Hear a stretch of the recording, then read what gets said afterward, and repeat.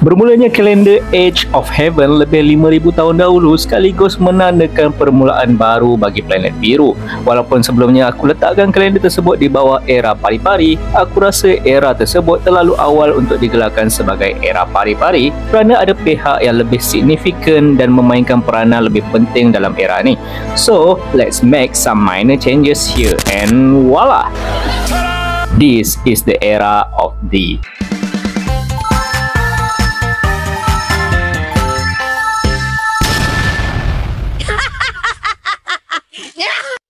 Now, balik kepada sambungan teori kita pada part lepas di mana aku paralelkan permulaan dunia kedua dengan zaman sejarah kuno dalam sejarah kita.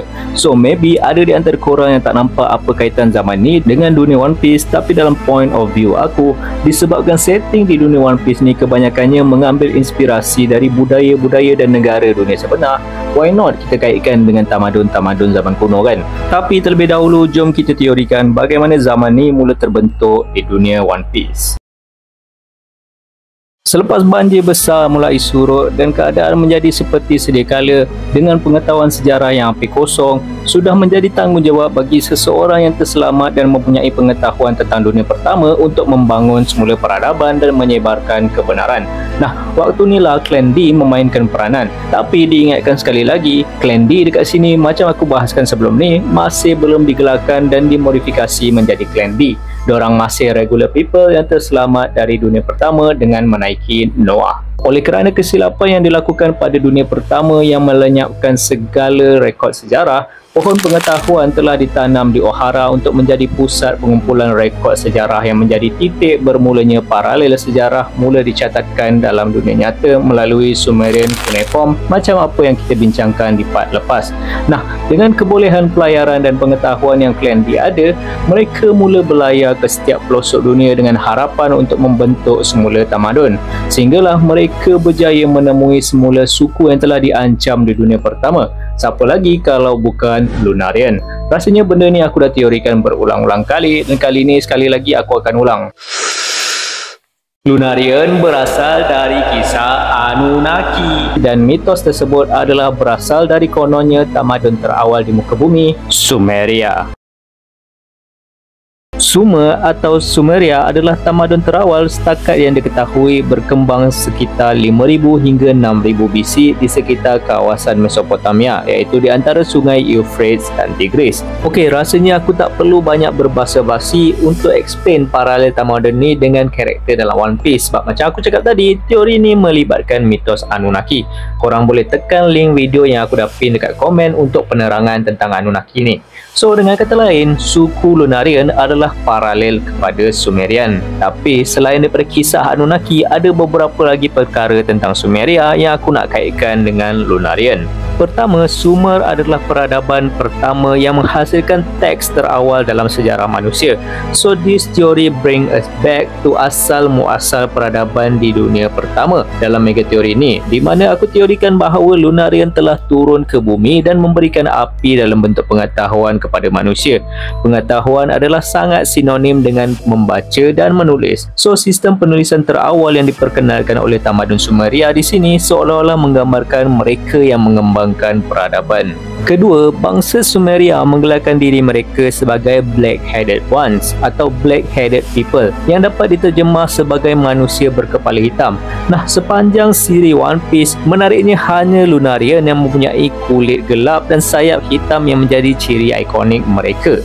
Aku percaya jauh di masa lalu dalam sejarah planet biru selepas bermulanya dunia kedua, di samping Clan D, Lunarian juga adalah antara suku terawal yang juga menyebarkan dakwah tentang nikah dan mereka adalah pengikut setia nikah. Namun tragedi demi tragedi telah menimpa mereka sehingga akhirnya mereka lupa tentang asal-usul mereka yang kita akan bahas nanti.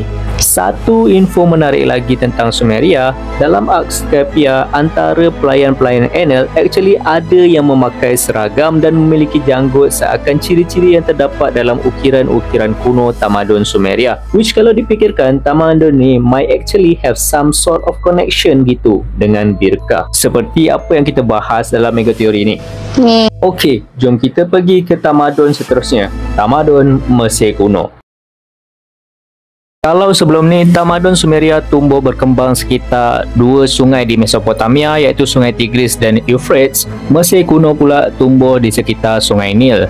Tamadun Mesir kuno juga mula berkembang seawal lebih dari 5,000 tahun lalu, tidak lama selepas tamadun Sumeria, dan ini sesuai dikaitkan dengan paralelnya pembinaan Istana Alubarna di Alabasta dalam siri One Piece yang setakat ini diketahui sebagai benda kedua tertua di One Piece selepas pokok pengetahuan di Ohara. So obviously paralel untuk tamadun Mesir kuno ni is none other than Alabasta. Seperti yang kita ketahui, Alabasta mempunyai peranan penting ketika sebelum Void Century.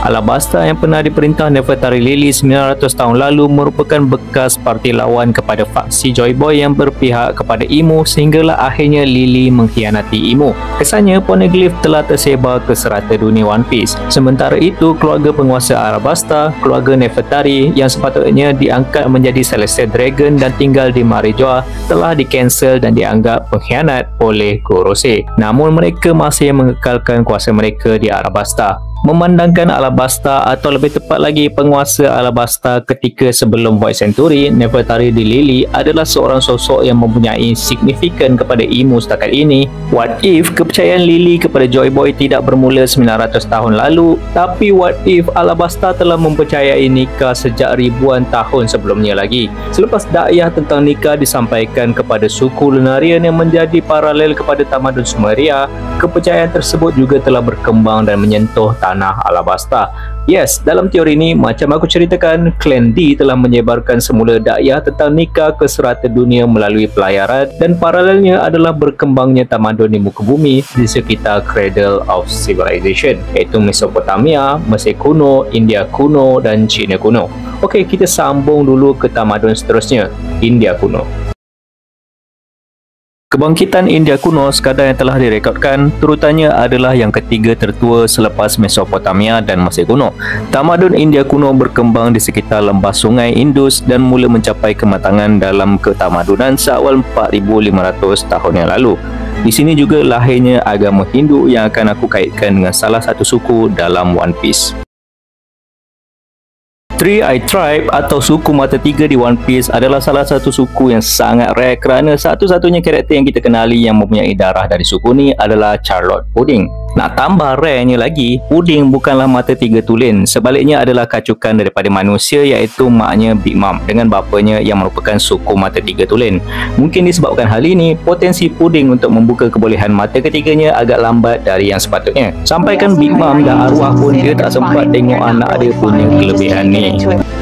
Seperti namanya, suku mata tiga obviously mempunyai mata ketiga di dahi mereka, di mana apabila mencapai kebangkitan sebenar, mereka dikatakan mampu mendengar voice of all things, justru membolehkan mereka membaca poneglyph. Oleh sebab itu, Pudding menjadi aset penting oleh Big Mom dan sekarang telah diculik Blackbeard. Selain dari mata ketiga tersebut, fiziologi suku ni terlihat seperti manusia normal, bahkan dengan saiz dan ketinggian yang sangat normal. Namun, fizikal ini hanya berdasarkan Pudding yang merupakan seorang kacukan. Fizikal sebenar bagi suku mata tiga tulen masih menjadi misteri. Nah, suku ni lah yang aku katakan tadi mempunyai kaitan dengan Hinduisme. Dalam ajaran tersebut, cakra ke-6 diistilahkan sebagai ajna, perkataan Sanskrit yang bermaksud persepsi, perintah dan melampaui kebijaksanaan. Cakra merujuk kepada titik-titik tenaga dalam seseorang individu. Nah, ajna cakra ni adalah titik cakra yang berada pada tengah dahi yang disifatkan dengan mata ketiga yang membantu seseorang untuk perceive atau visualize penglihatan melampaui dunia fizikal. Nah, pengertian ajna cakra yang dapat melihat benda yang tak nampak secara fizikal ni adalah sangat mirip dengan kebolehan suku mata tiga yang dapat mendengar voice of all things. Menjadikan suku mata tiga di One Piece sangat sesuai dikaitkan dengan tamadun India kuno di mana kepercayaan ini telah lahir. Jadi, jom kita beralih ke tamadun seterusnya, tamadun China kuno.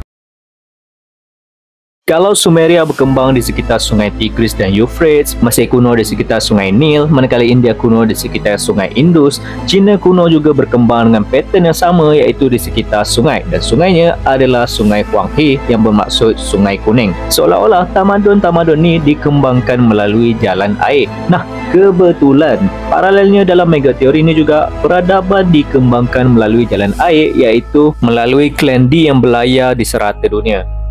Sampai situ tahu aku fikir. Cina kuno juga mencipta beberapa peralatan yang sangat penting dan diguna pakai sehingga kini. In fact, 4 daripada peralatan ni mendapat gelaran sebagai 4 Great Inventions atau 4 ciptaan hebat yang diberikan oleh ilmuwan moden yang menjadi simbol kepada kemajuan sains dan teknologi dalam sejarah Cina kuno. Aplikasi 4 ciptaan ni juga telah memberikan impak yang signifikan kepada pembentukan peradaban dunia moden di serata dunia. 4 ciptaan ni adalah kompas, serbuk ledakan, pembuatan kertas dan teknologi percetakan. So, benda apa pula dalam One Piece yang kita dapat kaitkan dengan tamadun Cina kuno? Mungkin ada yang tak setuju di sini, tapi sabar Asad. Sagi aku explain. Negara Wano. Kenapa aku cakap Wano mengambil inspirasi dari Cina kuno, even dah terang-terang Wano adalah berdasarkan peradaban Jepun. Sebenarnya terdapat sangat banyak persamaan antara peradaban Cina dan Jepun. Kedua peradaban ni share atau kongsi sebilangan besar dari budaya, agama, makanan, arkitektur, bahasa, politik, penulisan, filosofi dan astronomi. Dengan istilah yang lebih tepat, Jepun sebenarnya mengasimilasi semua perkara tadi dari Cina ke dalam negaranya. Dan benda ni bermula ribuan tahun dahulu seawal abad kedua Masihi. Pada masa itu, China digelarkan sebagai The Middle Kingdom kerana kedudukan geografinya di mana mereka menganggap mereka berada di pusat atau tengah dunia dengan peradabannya yang jauh lebih maju sehingga merubah dan mempengaruhi peradaban di sekitarnya, terutamanya di Asia Timur seperti Korea, Jepun, Taiwan, Vietnam dan sebagainya. Seolah-olah China menjadi sumber cahaya yang bersinar di tengah-tengah kegelapan di sekitarnya. Nah, sama seperti geografi Wano yang dibahagikan kepada 6 wilayah di mana di tengah-tengahnya adalah Flower Capital yang menjadi ibu negara kepada Wano dan tempat di mana ketua negara yang digelar Shogun memerintah. Ironiknya, Shogun di Wano adalah berasal dari klan Kozuki yang bermaksud bulan cahaya, sama seperti ideologi Middle Kingdom atau kerajaan tengah yang menerangi kawasan sekitarnya, seperti cahaya bulan di tengah kegelapan. Sepanjang sejarah Jepun, negara tersebut telah digelarkan dengan beberapa nama, antaranya Wa, Yamato, Nihongo dan Jepun lah. Wano adalah permainan kata kepada Wa no Kuni yang bermaksud negara yang harmoni, nama terawal bagi Jepun yang diguna pakai pada abad ke-8. Namun begitu, nama tersebut sebenarnya berakar lebih awal seawal abad kedua di mana Wa adalah nama yang diberikan oleh penulis Cina dan Korea kepada penduduk di kawasan Jepun yang bermaksud jauh, tunduk dan kerdil. Namun begitu, Jepun menganggapnya sebagai gelaran yang ofensif sehinggalah pada abad ke-8 mereka telah memohon untuk menukarkan gelaran tersebut kepada Yamato, hasil dari gabungan tulisan kanji hebat dan Wa, di mana Wa di sini diartikan sebagai harmoni. Nah, menariknya dalam siri One Piece, Yamato juga adalah nama anak kepada Kaido yang identify dirinya sebagai lelaki, bukannya seorang perempuan. Dia telah memberontak untuk melawan bapanya sendiri, seorang Kaido yang merupakan lanun hebat Yonko, sehingga dia dikurung di Onigashima. Lalu ceritanya seolah-olah paralel dengan Jepun dahulu yang tidak setuju dengan gelarannya dan mengidentify maksud Wa yang ofensif tadi kepada harmoni, walaupun berhadapan dengan kuasa besar Middle Kingdom China. Kita boleh korek lebih deep pasal benda ni, tapi maybe next time. Ingat tak 4 kontribusi Cina kuno tadi yang digelar sebagai 4 ciptaan hebat, iaitu penciptaan serbuk ledakan, kompas, percetakan dan kertas, satu jangka waktu yang dianggap sebagai zaman keemasan Cina. Nah, Wano juga pernah digelar sebagai negara emas. Adakah mungkin pada waktu itu berlakunya penciptaan beberapa objek terpenting di Universe One Piece seperti penciptaan Sea Stone yang dapat dikaitkan seperti gunpowder yang diaplikasi sebagai senjata, log post yang dapat dikaitkan dengan kompas, poneglyph yang dapat dikaitkan dengan percetakan dan Viva Card yang dapat dikaitkan dengan kertas. Cara memasuki Wano secara tidak rasmi adalah dengan menaiki koi yang memanjat air terjun adalah berdasarkan kisah mitologi Cina di mana dikatakan ikan koi yang berjaya memanjat air terjun di Sungai Kuning di China dan melepasi gerbang yang bernama Longman akan bertukar menjadi naga yang juga menjadi inspirasi kepada Uo no Mi model Seryu milik Kaido. Seolah-olah menggambarkan kuasa luar telah menjajah Wano dan anaknya Yamato cuba melawannya adalah simbolik kepada pemberontakan Jepun untuk menukar maksud gelaran Wa yang ofensif tadi kepada harmoni. Oden, seorang karakter yang berjaya menawan Kuri, sebuah kawasan tanpa undang-undang, dan menjadi antara sosok terpenting yang menyatukan Wano kerana lineage-nya sebagai pewaris tahta Shogun, adalah seolah-olah simbolik kepada Emperor pertama China, Qin Shi Huang, yang berjaya menyatukan China. Menariknya, Qin Shi Huang menyatukan China pada 221 Masihi, manakala Oden lahir pada 22 hari bulan 2, seolah-olah menunjukkan perkaitan antara dua karakter ni. So cukup rasanya poin-poin tadi yang dapat aku kaitkan antara Wano dengan tamadun Cina kuno. First, melalui geografinya, kedua melalui etimologi atau akar namanya, ketiga melalui inventionnya atau pembuatannya, keempat melalui penjajahnya Kaido, dan terakhir melalui pemimpinnya Oden. Walaupun teori pasal Cradle of Civilization ni masih belum tamat, tapi memandangkan masa mencemburui kita, macam biasa kita akan sambung teori ni pada part seterusnya. Jadi apa pendapat korang? Kalau korang ada teori yang menarik atau ingin kongsikan sesuatu, jangan malu-malu untuk like, komen dan subscribe video dan channel ni. Kita jumpa lagi di Laugh Tale.